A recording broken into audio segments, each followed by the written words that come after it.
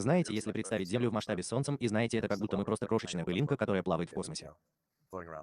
Это Земля. Но космос становится все более милитаризованным. Как вы это видите, особенно в отношении наземных боевых действий? Каковы ваши мысли о космической сфере в отношении наземных боевых действий, и что мы должны делать, чтобы получить необходимые преимущества?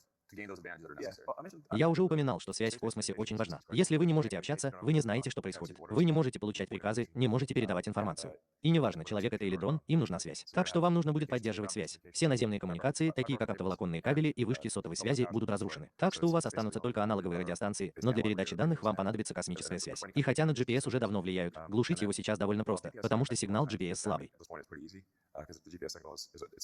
Так что глушить GPS легко. Поэтому система следующего поколения, которая сможет обеспечить позиционирование, будет очень важна.